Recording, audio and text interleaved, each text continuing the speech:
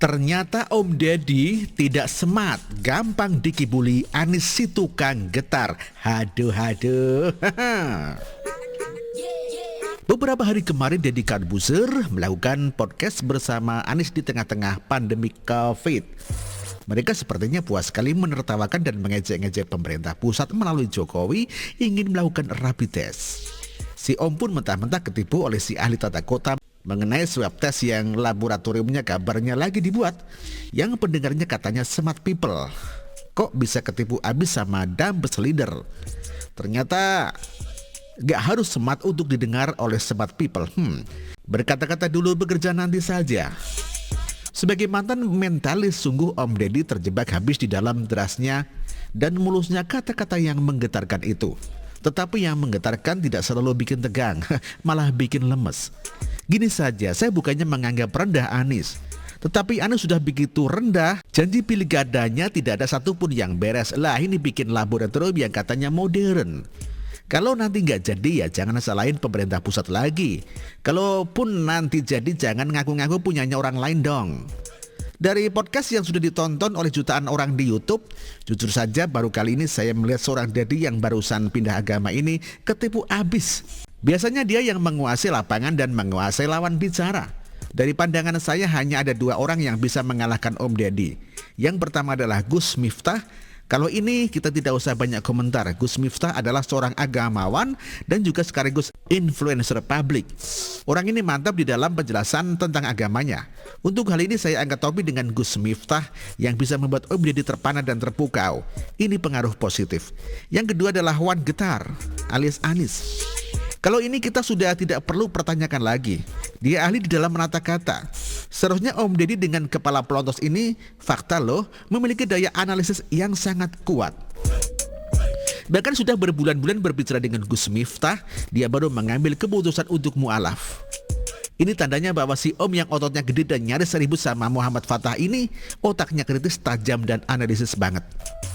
Namun orang yang mencitrakan dirinya cerdas ini dengan berkata hello smart people, mendadak mati gaya dan gak bisa berbuat banyak di hadapan Anies. Ketipu abis sama tata katanya. Saya curiga si Om yang fakta kepalanya pelontos ini sudah dibaiat untuk menjadi buzzer. Lucu sekali melihat obrolan asik mereka yang menghina-hina dan seolah mengejek alat rapid test yang dibeli oleh Jokowi. Kok nggak bicarakan kloroquine dan Avigan yang dibeli oleh Jokowi? Nah ini dia ketahuan ada agenda busuknya. Saya mendadak jadi curiga bahwa si Om ini sudah kong kali kong di belakang untuk materi podcast mereka agar terkesan Anies dalam pilkada 2016 silam menggunakan isu SARA tertutup semua keburukannya. Karena setelah dicek Anies ini sudah beberapa kali ke studio podcast Om Deddy. Sungguh udah ketahuan lah sedekat apa dan sekong kali kong apa mereka berdua itu. Mesra coy. Gua juga mulai curiga jangan-jangan dia sudah berkali-kali undang Jokowi atau Ahok lalu ditolak dan sakit hati. Semoga saja tidak begitu. Mata Jokowi dan Ahok bisa melihat tembus ke motivasi. Menutup kebodohan itu mudah sekali. Berikan saja janji-janji palsu.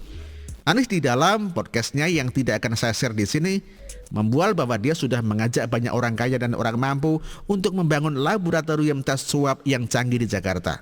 Jujur saja, melihat apa yang ia katakan, saya yang bego gini tidak bakalan percaya. Tapi ke Om Deddy yang katanya sempat langsung percaya ketika ia dimimpikan diajak untuk collab yang belum jelas apaan itu minggu depan. Setahu saya, gua lebih bego dari Om Deddy. Tapi kok ketika lihat dia di depan Anies, gua merasa jadi nggak bego-bego amat. Rapid test adalah strategi yang dikerjakan oleh Korea Selatan untuk menangani pasien positif COVID. Malah yang saya tahu negara-negara yang canggih seperti Amerika, Inggris, Italia dan bagian Eropa sana kecuali Jerman tidak bisa menekan laju penyebaran dan penularan COVID-19. Korea Selatan sudah membuktikan bahwa dengan rapid test menyelesaikan masalah. Anies malah berkuar-kuar ngemis-ngemis kepada rakyat untuk mengupayakan Pemprov DKI agar untuk mendatangkan ahli dari Amerika dan Inggris. Ujung-ujungnya kayak Formula E nih, buang duitnya juga sumbernya sama, duit rakyat. Kebodohan tidak berhenti sampai di sana. Kebodohan pun disambut dengan kebodohan lainnya. Om Deddy malah mengagumi strategi Anies yang belum teruji itu. Jujur saja waktu saya nonton itu saya tertawa sampai terkentut-kentut dan membuat seluruh ruangan kerja saya yang WFH bau busuk. Tapi setelah dicium-cium baunya nggak seburuk yang gua biasanya cium. Karena gue lagi nonton mereka. Sebenarnya Om Anies belajar dari PSI. Omongan boleh besar, tapi hasil kerja juga sudah ada. Harusnya Om Deddy juga belajar dari PSI. Bukan masalah boleh ataupun tidak boleh bicara besar, tetapi kerja besarnya PSI harus diteladani. Masalahnya Om Deddy adalah YouTuber yang kerjanya memang ngomong-ngomong. Lalu bertemu dengan Wan Kejut yang juga ngomong. Resonanlah mereka untuk saling membodohi. Ternyata kebodohan itu ditonton oleh jutaan orang. Sungguh memalukan. Jangan bikin malu kalian punya. Tidak perlu dilanjutkan deh. Semoga warga paham bahwa mereka ini hanya saling seru satu sama lain. Tidak ada dampak bagi rakyat Indonesia. Adanya rakyat Jakarta yang mati itu diduga karena efek kejut yang Anies kerjakan saat membatasi moda transportasi umum secara mendadak. Itu nggak dibahas ya di podcastnya, kan ketahuan. Begitulah bayar-bayar.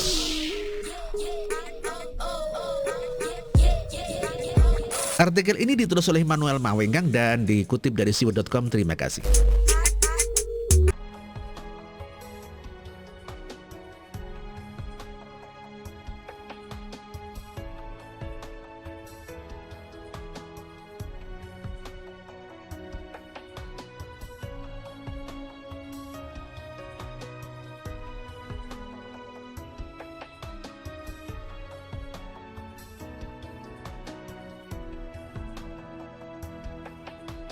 Bersih, jujur dan merakyat, berbuat demi masa depan kami. Sosok pemimpin tegas pemberani.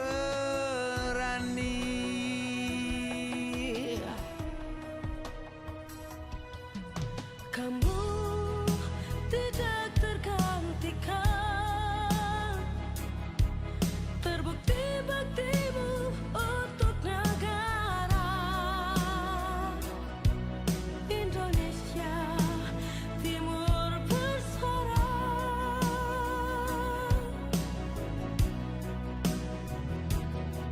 Siang dan malam kau bekerja demi anak bangsa. Jangan menyerah, rakyat mendukungmu.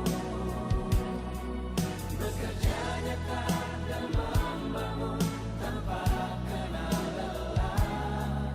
Tetap Jokowi 2 periode.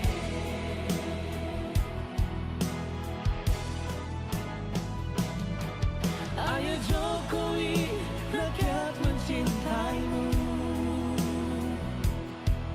Pilih Jokowi, Indonesia kerja. Ayo Jokowi, rakyat selalu berdoa. Pilih Jokowi, Indonesia jaya.